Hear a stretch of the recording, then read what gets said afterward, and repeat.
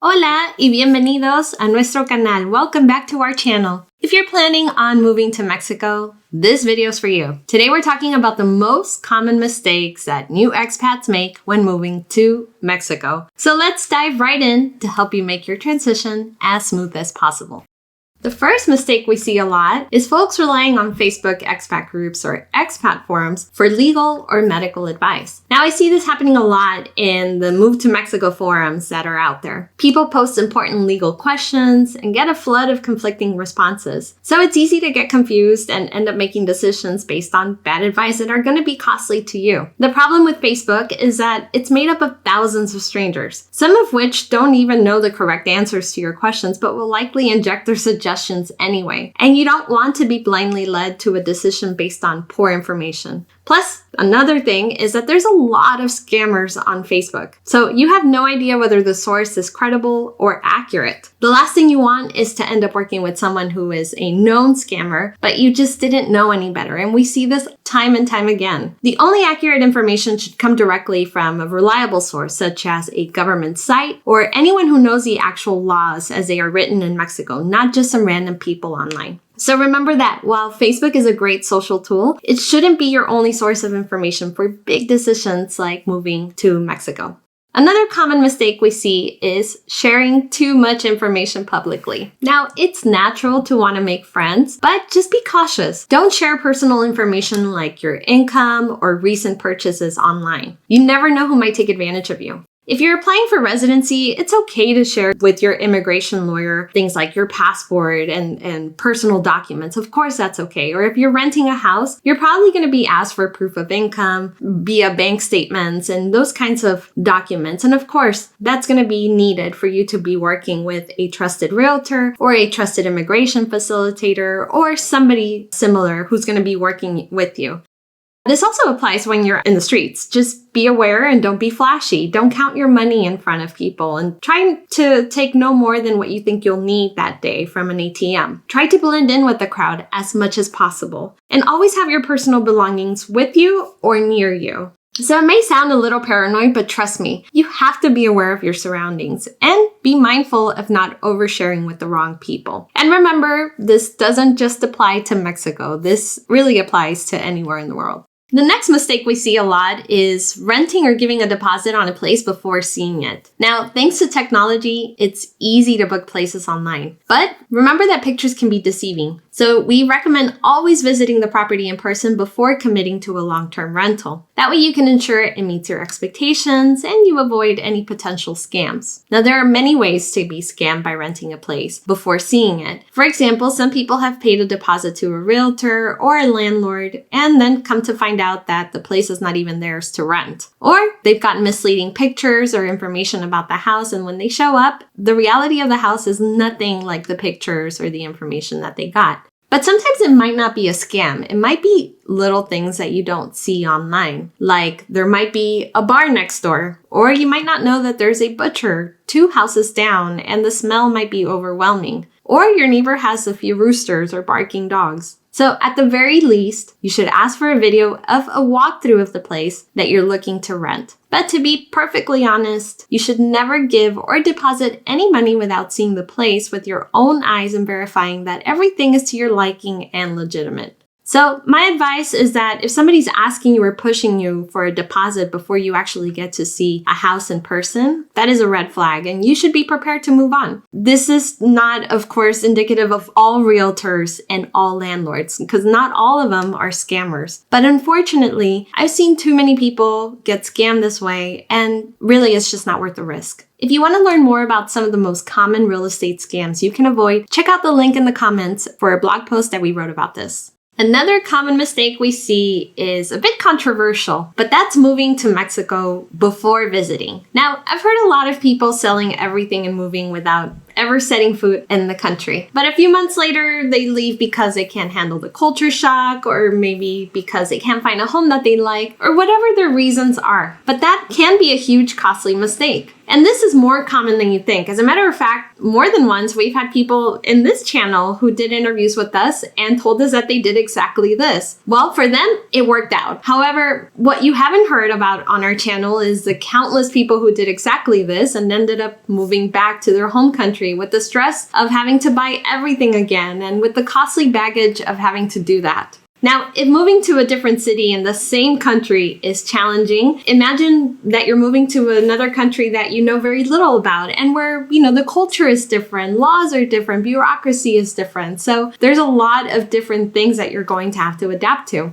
On the same note, we also recommend keep an open mind because Mexico is a large country made up of cities, towns, forests, mountains, beaches, deserts, and everything in between. So we recommend spending at least a couple of weeks to a few months in the city of Mexico that you're thinking of moving to before signing a long-term rental or before putting down some roots like buying a car and those kinds of things. That can be costly mistakes if it ends up not working out for you. If it ends up working out for you, hey, more power to you. But we really do recommend that people check it out before actually deciding to sell everything back home and move here permanently. If you're interested in learning about a specific city and don't know how to get around or what to really look for to know if it's right for you, check out our private Mexico relocation tours. We have recommended relocation guides in various cities across Mexico that are locals who can show you around, show you what it's truly like to live there with no agenda to sell you anything. So if you're interested in learning more about our Mexico relocation tours, I will leave a link in the comments. Now let's get into the next common mistake we see, which is not adapting to the local culture or integrating with locals. This is a very important one. You see, many expats come to Mexico but don't integrate into the local culture. There are some cities or towns in Mexico where it's definitely easy to only mingle with foreigners from your home country. But if you truly want to have the best experience in Mexico, you should get out of your comfort zone and mingle with locals as well as learn some Spanish. If you don't, trust me, you're going to be missing out. Mexico is a rich country in a lot of aspects, culturally, historically, and community-wise, and you're going to truly miss out on the fabric of what makes this country so amazing. If you learn some Spanish, you're obviously going to get some smiles and more friendliness from the locals than if you didn't try to speak their language. We also recommend that you buy some street food from local vendors, that you actually shop at these local markets and tianguis and these kinds of things that a lot of locals do. I understand that, yes, shopping at Walmart can make the transition to a new place smoother, but just really try to get out of your comfort zone. Make friends with your local neighbors. Mexicans love to be friendly and will almost always want to know about your life with genuine curiosity. We also recommend that you read about Mexican culture, that you take Spanish lessons, that you go to, again, local mercados or things that are really shopping locally and help you really understand who the people in your community are. Of course, take it one day at a time and you will continue learning more and more Espanol as you practice it. And it's not only about the language barrier. So embrace your new home and its culture with all its pros and its cons, with all its nuances. And don't be that foreigner who complains all the time because he's always expecting things to be the way they were back home. Now, this common mistake might come as a surprise to you because the official language in Mexico is Espanol, but there are people who expect all locals to speak English. Now, a lot of young professionals in Mexico speak English. If you go to a bank, a private hospital, or some real estate offices, you might be able to find someone who speaks English, but you shouldn't assume that that will always be the case. Again, the official language here is Espanol. In Mexico, English is not taught in schools all over the nation. In fact, it's only taught mostly in private schools, and most of the population does not go to private schools. They go to public schools. So if you want to ask someone if they speak English politely, you would ask, ¿Hablas inglés? Now, there are some cities where you'll find more bilingual people, like in Puerto Vallarta, Rosarito, the Lake Chapala area, San Miguel de Allende, Cancun, Playa del Carmen, Tulum, all the touristy places. However, if you're not in any one of those cities, finding bilingual staff will likely be harder. And too often you see foreigners getting frustrated and even end up being rude to cashiers or clerks for not speaking English. So this is absolutely a no-no, first of all, and you really should be patient in all aspects. If you take Spanish classes, be patient. Understand that there is a learning curve to learning a new language, and it's going to take time because obviously you have to learn it from nothing. But just keep trying, persevere, and practice. Don't be ashamed of mispronouncing or messing up a sentence or a tense. Mexicans are very forgiving of people who are learning and will appreciate the effort. Now, another pro tip for this is that if you are going to speak English because you truly don't know any Spanish yet, and somebody might have a little understanding of that English, you should speak the simplest English you can with a non-English speaker.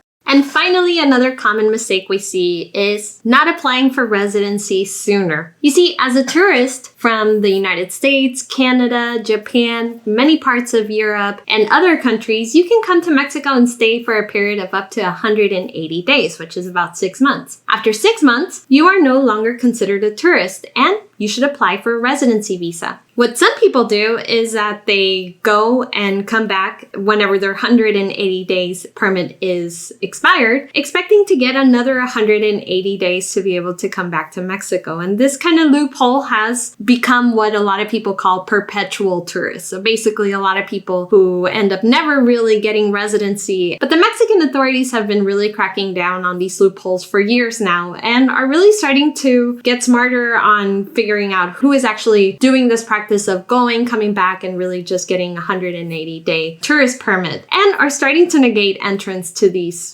so-called offenders. Now, the law isn't clear on the amount of time you have to spend outside of Mexico to apply for a new tourist permit. So some people do get away with it, but it's an exception and definitely not the rule. Now, remember when we talked about following the rules in your new home country? Well, this is one of those costly mistakes that expats make in Mexico. This is mostly because by the time that people have tried to legalize their stay in Mexico, the economic solvency requirements are too strict and out of reach for many. And as laws change in Mexico, it is actually getting harder and harder for people to obtain Mexican residency. People who don't have residency in Mexico cannot apply for things like specific health insurance policy. Some of them cannot get long-term rentals. Some of them cannot apply for government-funded healthcare like IMSS or apply for an RFC. And without an RFC in Mexico, it is becoming very hard to make large purchases, set up utilities, buy cars, and a lot of things that you would want to do if you wanted to live in Mexico. So if you plan to live in Mexico for longer than 6 months, you should really consider applying for a residency visa. Keep in mind that the rules can significantly change in 2 to 3 years, so my advice is to apply as soon as you can. The sooner, the better. If you want to learn more about how to obtain a residency visa in Mexico,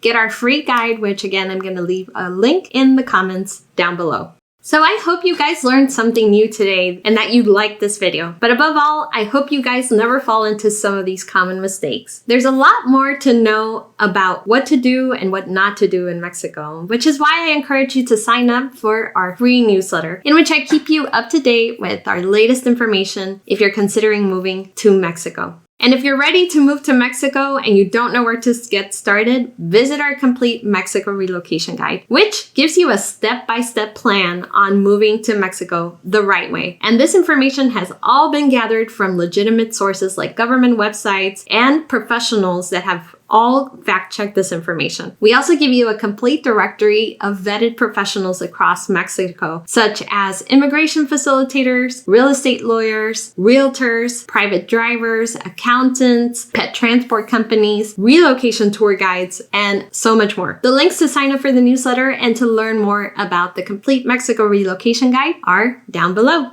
So my name is Mariana, this is Mexico Relocation Guide, and we will see you guys in our next video. Hasta luego.